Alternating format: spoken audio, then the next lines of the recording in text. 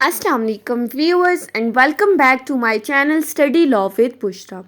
So we were discussing Law Gate syllabus and in today's video we are going to start another subject, that is Kanun-e Shahadat Order 1984. But before starting the discussion, I request you all to please subscribe to my channel and don't forget to press the bell icon for latest updates. Do share this video with your friends and don't forget to comment your feedback. So let's move towards the discussion. Kanun-e-Shahadat Order 1984 was basically passed on 28 October 1984. इस date को याद रखना आपके लिए बहुत ज़रूरी है क्योंकि इनकी इन्फोर्समेंट डेट और पासिंग डेट टेस्ट में ज़रूर पूछी जाती हैं। कानूनी शहादत ऑर्डर जो पास किया गया था बेसिकली उसने इंडियन एविडेंस एक्ट 1872 को रिप्लेस किया था। मकसद क्या था रिप्लेस करने का? ताकि जितने भी इसके अंदर लॉज हैं उनको अमेंड करके इस्लामिक इंजंक्शंस के अकॉर्डिंग किया जाए। कानूनी शहादत ऑर्डर के अंदर बेसिकली हमारे पास 166 आर्टिकल्स हैं और इन सभी आर्टिकल्स को हम वन बाय वन डिस्कस करेंगे। अब अगर हम इसकी एप्लीकेबिलिटी की बात करें तो कानूनी शहादत ऑर्डर बेसिकली तमाम पाकिस्तान में एप्लीकेबल है और हर तरह की जुडिशियल प्रोसीडिंग्स जो किसी भी कोर्ट के सामने होती हैं, जिनमें हमारे पास civil, criminal, court martial, tribunal या कोई भी ऐसी अथॉरिटी जो जुडिशियल या कुज़ाई जुडिशियल पावर्स एक्सरसाइज कर रही है, उन सब पर अप्लाई होगा सवाए उन प्रोसीडिंग्स के जो एक आर्बिट्रेटर के सामने या फिर किसी भी फैमिली कोर्ट्स में जो प्रोसीडिंग्स चल रही हैं उन पर कानूनी शहादत एप्लीकेबल नहीं है। सो आपने क्या याद रखना है कि फैमिली सूट और आर्बिट्रेटर्स पर कानूनी शहादत एप्लीकेबल नहीं है, बाकी तमाम प्रोसीडिंग्स पर ये अप्लाई होगा। उसके बाद आ जाते हैं डेफिनीशन क्लॉज के अंदर। तो हमारे पास 3 से 4 इंपॉर्टेंट डेफिनीशंस हैं जिनको याद रखना बहुत ज़रूरी है। सबसे पहले आ जाती है फैक्ट की डेफिनेशन। फैक्ट क्या है? Anything which can be perceived by senses or anything or state of things relations which are capable of being perceived by the senses is called fact। तो जहाँ पर भी ये वर्डिंग perceived by senses की बात हुई है, आप लोगों को फ़ौरन आपका माइंड क्लिक होना चाहिए कि that is called a fact। Fact बहुत ही इंपॉर्टेंट है क्योंकि इसमें आगे हम fact in issue, relevant fact से रेलिवेंट फैक्ट्स को भी डिस्कस करेंगे। उसके बाद आती है एविडेंस की। तो कानूनी शहादत ऑर्डर के अंदर बेसिकली 2 तरह के एविडेंसेस की बात की है, एक ऑरल एविडेंस और एक documentary evidence. Oral evidence basically क्या है? कोई भी statements, all the statements which the court permits or required to be made before it by witnesses, such statements are called oral evidence। यानी कि कोई भी ऐसी स्टेटमेंट जो कोई भी विटनेस कोर्ट के सामने लेकर आता है उसको कहा जाता है ऑरल एविडेंस। सो जितनी भी स्टेटमेंट्स हैं, ज़बानी कलामी जो बात हो रही है वो ऑरल एविडेंस है। डॉक्यूमेंट्री एविडेंस की बात करें तो नाम से ही जाहिर है कि जितने भी डॉक्यूमेंट्स जो कोर्ट में प्रोड्यूस किए जाते हैं for the inspection of the court, यानी वो डॉक्यूमेंट्स जिनको कोर्ट इंस्पेक्ट करती है, उन डॉक्यूमेंट्स को कहा जाता है कि वो क्या हैं? डॉक्यूमेंट्री एविडेंसेस हैं। अब उसके बाद आ जाएं तो तीसरी चीज़ हमारे पास आ गई डॉक्यूमेंट। अब जब हमने डॉक्यूमेंट्री एविडेंस में डॉक्यूमेंट्स की बात की तो ये डॉक्यूमेंट क्या है? So document is any matter which is described upon any substance by means of letters, figures, marks, किसी भी तरह से जो चीज़ आप राइट डाउन कर रहे हो उसको हम कहते हैं कि वो क्या है? डॉक्यूमेंट है। सो ये 3 इंपॉर्टेंट डेफिनेशंस आपको याद रखनी बहुत ही ज़रूरी हैं कानूनी शहादत ऑर्डर की डेफिनेशन क्लॉज के हवाले से। उसके बाद आ जाते हैं हम इसके आर्टिकल 3 के ऊपर। अब आगे बताया है चैप्टर 2 स्टार्ट हो जाते हैं जो कहता है कि कौन बंदा जो है वो गवाही दे सकता है, हु मे टेस्टिफाई। कौन, कॉम्पिटेंसी क्राइटेरिया क्या है? आर्टिकल 3 बेसिकली कॉम्पिटेंसी क्राइटेरिया बता रहा है विटनेसेस का। सो अगर हम आर्टिकल 3 को देखें तो आर्टिकल 3 में डायरेक्ट ये बात लिखी है that all persons shall be competent to testify. All person, तमाम लोग, यहाँ कोई आपको लिमिट्स नहीं बताई हुई, कोई नहीं बताया हुआ कि फ़लाँ बंदा दे सकता है या फ़लाँ नहीं। अब कौन कॉम्पिटेंट है? पहली बात, जो क्वेश्चंस को अंडरस्टैंड कर रहा है और उन क्वेश्चंस को अंडरस्टैंड करने के बाद वो उनके आंसर्स दे रहा है, रैशनल आंसर्स, ठीक है। सो जितने लोग भी क्वेश्चन को समझने के बाद आंसर कर रहे हैं आर्टिकल 3 के अकॉर्डिंग, वो कॉम्पिटेंट हैं। अब यहाँ पे किसी किस्म की कोई एज की बात नहीं की गई, कोई जेंडर की बात नहीं की गई, कास्ट, रिलीजन, किसी भी बारे में कुछ भी नहीं कहा गया। यानी माइनर भी अगर क्वेश्चंस को समझ रहा है तो वो भी कॉम्पिटेंट है। एक ओल्ड एज का बंदा है, अगर वो भी क्वेश्चंस को समझने के बाद आंसर कर रहा है तो वो भी कॉम्पिटेंट है। इसी तरह टेंडर एज या जितने भी लोग आते हैं, अगर वो क्वेश्चंस को समझने के बाद आंसर कर रहे हैं तो वो कॉम्पिटेंट है। अब यहाँ एक प्रोवाइजो बताई गई है, उसमें कहा गया है कि कौन बंदा कॉम्पिटेंट नहीं है। अगर कोई ऐसा बंदा जिसने पर्जरी कमिट की है, पर्जरी मीन्स किसी बंदे ने कोर्ट के अंदर कोई फॉल्स एविडेंस दिया है, कोई फॉल्स एविडेंस देके कोर्ट को गुमराह करने की कोशिश की है, तो ऐसा बंदा कॉम्पिटेंट नहीं है कि वो कोर्ट में आकर गवाही देगा। लेकिन इसी प्रोवाइजो को फर्दर एक्सप्लेन करते हुए कहा है कि अगर उस बंदे ने कोर्ट को सेटिस्फाई कर दिया है that he has मेंडेड his veg and he has repented, तो ऐसी सूरत में जब कोर्ट सेटिस्फाई हो गई है कि अब इसने अपने आप को ठीक कर लिया है, अब इसने इस्लाह कर ली है अपनी, जब कोर्ट सेटिस्फाई हो जाएगी तो फिर इस्लाह होने के बाद ये बंदा भी कॉम्पिटेंट हो जाएगा। फिर आगे नेक्स्ट प्रोवाइजो बताई गई है। अब ये जो कॉम्पिटेंसी ऑफ द विटनेस है, ये कोर्ट कैसे डिटरमिन करेगी?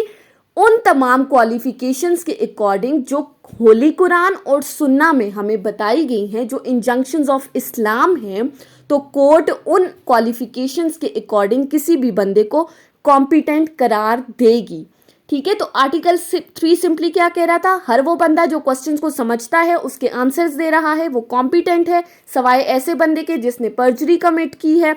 अब इसी आर्टिकल को फर्दर एक्सप्लेन करते हुए कहा है कि एक ल्यूनेटिक पर्सन भी इनकॉम्पिटेंट नहीं है, यानी वो भी कॉम्पिटेंट है गवाही देने के लिए, अगर वो अपनी ल्यूनेसी में भी क्वेश्चंस को समझने के बाद उनके रैशनल आंसर्स दे रहा है, तो उसे भी आप गवाही देने से नहीं रोक सकते। आर्टिकल 3 के अकॉर्डिंग वो बंदा भी गवाही दे सकता है। उसके बाद आ जाते हैं आर्टिकल 4 से लेकर आर्टिकल 15, जो कि बेसिकली एक्सप्लेन कर रहा है प्रिविलेज्ड कम्युनिकेशन को। प्रिविलेज्ड कम्युनिकेशन क्या है? कोई भी ऐसी कम्युनिकेशन जिसको प्रोटेक्शन दी गई है, प्रोटेक्टेड कम्युनिकेशन है। You have been given the immunity. So article 4 से 15 में ये कहा गया है कि ऑल्दो ये तमाम लोग आर्टिकल 3 के क्राइटेरिया को फुलफिल कर रहे हैं, आर्टिकल 3 के अकॉर्डिंग कॉम्पिटेंट हैं, लेकिन स्टिल ये बंदे गवाही नहीं दे सकते। अब देखना ये है कि वो कौन से बंदे हैं और वो क्यों गवाही नहीं दे सकते। पहला हमारे पास आता है आर्टिकल 4। आर्टिकल 4 बात कर रहा है जजेस एंड मैजिस्ट्रेट की, यानी कि किसी भी जज या किसी भी मैजिस्ट्रेट को आप कंपेल नहीं कर सकते कि वो ऐसी चीज़ों के जवाब दे जो कि उसने during the proceedings of the court अपने कंडक्ट से शो किया है, या कोई भी ऐसी चीज़ जो ड्यूरिंग द प्रोसीडिंग्स उसके नॉलेज में आई है, उन चीज़ों के लिए इन जजेस और मैजिस्ट्रेट को कंपेल नहीं किया जा सकता। लेकिन यही आर्टिकल फर्दर एक्सप्लेन कर रहा है, एक एक्सेप्शन दे रहा है कि चंद सूरतों में उनको कंपेल किया जा सकता है। वो कौन सी सिचुएशन है? कि अगर कोई सबऑर्डिनेट कोर्ट कोई ऑर्डर पास करती है तो उस चीज़ के लिए वो जवाबदेह होंगे, या फिर कोई भी ऐसा वाकया जो उनकी आंखों के सामने हुआ है जिसमें वो आई विटनेसेस बने हैं, ऐसी सूरत में वो कोर्ट में आकर गवाही दे सकते हैं। उसके बाद आता है आर्टिकल 5। आर्टिकल 5 बात कर रहा है कम्युनिकेशन ड्यूरिंग दी मैरिज। ये आर्टिकल कह रहा है कि मैरिड कपल के दरमियान ड्यूरिंग मैरिज जितनी भी कम्युनिकेशन हुई है उनको कंपेल नहीं किया जा सकता कि वो उस कम्युनिकेशन को कोर्ट ऑफ लॉ में डिस्क्लोज करें। लेकिन इसके साथ साथ ये एक्सेप्शन दी गई है कि अगर उन दोनों में से कोई एक ऑफेंस कमिट करता है और अगर कोई ऐसी कम्युनिकेशन हुई थी जिसका ताल्लुक उस ऑफेंस से रिलेटेड है, तो फिर उस ऑफेंस से रिलेटेड उस कम्युनिकेशन को कोर्ट ऑफ लॉ में डिस्क्लोज किया जा सकता है। उसके बाद है आर्टिकल 6। आर्टिकल 6 बात कर रहा है स्टेट अफेयर्स की कि स्टेट का जितना भी अनपब्लिश्ड रिकॉर्ड है उससे रिलेटेड आप किसी स्टेट ऑफिशियल को कंपेल नहीं कर सकते कि वो उस अनपब्लिश्ड रिकॉर्ड को आपको प्रोवाइड करे, क्योंकि state affairs highly confidential matters होते हैं और इसलिए उनकी सीक्रेसी को डिस्क्लोज करना पॉसिबल नहीं है। लेकिन अगर उनका हेड ऑफ डिपार्टमेंट इस चीज़ को परमिट कर रहा है तो फिर उसकी परमिशन से, वो भी अगर उसको सही लगता है तो तब आप उसकी परमिशन से वो स्टेट के रिकॉर्ड्स को आप डिस्क्लोज कर सकते हैं। उसके बाद आता है आर्टिकल 7। आर्टिकल 7 बात कर रहा है ऑफिशियल कम्युनिकेशन की। ये आर्टिकल कहता है कि public officials during their job जितनी भी काम कर रहे हैं ऑफिशियल कॉन्फिडेंस के अंदर, उस चीज़ के लिए उनको कंपेल नहीं किया जा सकता कि वो उन चीज़ों को डिस्क्लोज करें जो ड्यूरिंग द जॉब उन्होंने परफॉर्म किए हैं। उसके बाद आ जाते हैं आर्टिकल 8 के ऊपर। आर्टिकल 8 सिंपली बात कर रहा है information as to the commission of offences. ये आर्टिकल कहता है कि अगर कोई बंदा जज या मैजिस्ट्रेट या किसी भी पुलिस ऑफिसर को किसी कमीशन ऑफ ऑफेंस के बारे में बताता है कि कहीं कोई ऑफेंस कमिट हुआ है, तो वो मैजिस्ट्रेट या पुलिस ऑफिसर उस बंदे को कंपेल नहीं कर सकते कि वो उन्हें बताए कि उसने ये इंफॉर्मेशन किस सोर्स से हासिल की है।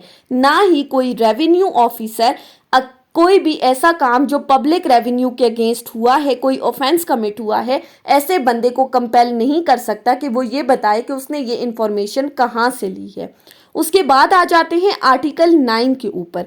आर्टिकल 9 डिस्क्राइब करता है प्रोफेशनल कम्युनिकेशन को। प्रोफेशनल कम्युनिकेशन क्या है? जो दो प्रोफेशनल्स के दरमियान हो रही है, मीन्स टू से डॉक्टर और उसके पेशेंट के दरमियान, लॉयर और उसके क्लाइंट के दरमियान, इनके दरमियान जितनी भी कम्युनिकेशन हो रही है उसको आप डिस्क्लोज नहीं कर सकते कि उन्होंने आपस में क्या बात की है। लेकिन यही आर्टिकल एक एक्सेप्शन दे रहा है कि अगर कोई कम्युनिकेशन किसी इलीगल पर्पजेस के लिए हुई है तो फिर ऐसी कम्युनिकेशन को कानूनी शहादत ऑर्डर प्रोटेक्शन प्रोवाइड नहीं कर रहा। उसके बाद आर्टिकल 10 में बात की गई है कि जो आर्टिकल 9 के प्रोविजंस है वो क्लर्क्स पर भी अप्लाई होगी और जो एडवोकेट के सर्वेंट्स हैं उन पर भी एप्लीकेबल होगी, यानी उनके दरमियान होने वाली कम्युनिकेशंस को भी डिस्क्लोज नहीं किया जा सकता।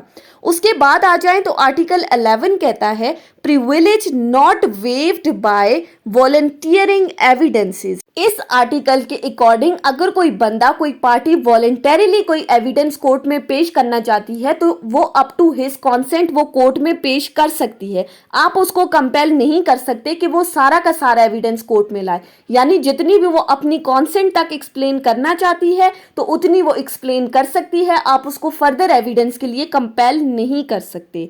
उसके बाद आ जाती है आर्टिकल 12। आर्टिकल 12 बात करता है confidential communication with legal adviser. इस आर्टिकल के अकॉर्डिंग आपके लीगल एडवाइजर के साथ आपकी जितनी भी कम्युनिकेशन हुई है उसमें आपको कंपेल नहीं किया जा सकता कि आप ऐसी कम्युनिकेशन को कोर्ट के सामने पेश करें। लेकिन अगर कहीं कोर्ट को लगता है कि कोई कंफ्यूजन क्रिएट हो गई है तो उसकी फर्दर डिटेल मांगने के लिए या फर्दर उसके प्रूफ के लिए कोर्ट आपको कंपेल कर सकती है कि आप वो कम्युनिकेशन डिस्क्लोज करें। उसके बाद आता है आर्टिकल 13। आर्टिकल 13 बात कर रहा है production of title deed of the witnesses not a party. ये आर्टिकल सिंपली एक्सप्लेन कर रहा है कि आप किसी स्ट्रेंजर को कंपेल नहीं कर सकते कि वो कोर्ट में आके कोई भी एविडेंस दे, यानी कि कोई ऐसा बंदा जो पार्टी टू द सूट ही नहीं है उसको कंपेल नहीं किया जा सकता कि वो कोर्ट में आए और किसी भी डॉक्यूमेंट से रिलेटेड या किसी भी केस से रिलेटेड किसी किस्म का कोई भी एविडेंस कोर्ट में दे। उसके बाद आता है आर्टिकल 14। आर्टिकल 14 बात कर रहा है production of the documents with another person having possession could refuse to produce, यानी कि अगर कोई डॉक्यूमेंट किसी दूसरे बंदे की पोजेशन में है जो इसको कोर्ट में प्रोड्यूस करने से इनकार कर रहा है तो ऐसे बंदे को आप कंपेल नहीं कर सकते कि वो डॉक्यूमेंट जो उसकी पोजेशन में है वो ऐसे किसी भी डॉक्यूमेंट को कोर्ट में आकर पेश करे। उसके बाद है आर्टिकल 15। आर्टिकल 15 कहता है witness not excuse from answering on the ground that answer will criminate. इसमें इंक्रिमिनेटिंग क्वेश्चंस की बात की है कि क्या किसी गवाह से इंक्रिमिनेटिंग क्वेश्चन पूछा जा सकता है, तो यस, मीन्स टू से कि अगर कहीं कोई ऑफेंस कमिट हुआ था, भले उस बंदे ने वो ऑफेंस कमिट नहीं किया लेकिन उसने वो वहाँ कुछ और करने गया था, तो ऐसी चीज़ें वो कोर्ट में एक्सप्लेन करेगा। लेकिन साथ ही साथ प्रोवाइजो ये दी गई है कि उसका वो बयान उसके अगेंस्ट इस्तेमाल नहीं होगा, उसको इस चीज़ की प्रिविलेज दी गई है सिवाय ऐसे केस में जहां पर प्रोसिक्यूशन इस आंसर से किसी किस्म का कोई फॉल्स एविडेंस दे रही है। ये थी प्रिविलेज्ड कम्युनिकेशन आर्टिकल 4 से 15 में जिन बंदों को प्रोटेक्शन दी गई है, इम्यूनिटी दी गई है from giving the evidences in the court of law. So guys, ये थी हमारी आज की डिस्कशन कानून शहादत ऑर्डर 1984 के ऊपर। हमने इंट्रो से आर्टिकल 15 तक डिस्कस किया है। आई होप कि आपको ये समझ में आया होगा अगर आपने वीडियो को अटेंटिवली सुना है तो। अगर आपको ये वीडियो अच्छी लगी है तो इस वीडियो को लाइक करें, कमेंट करें, चैनल को सब्सक्राइब करना ना भूलें और ज़्यादा से ज़्यादा अपने फ्रेंड्स के साथ शेयर करें। अगर किसी भी किस्म की कोई कन्फ्यूजन है तो आप कमेंट्स में मुझसे पूछ सकते हैं। Thank you so much for watching. अल्लाह हाफिज़।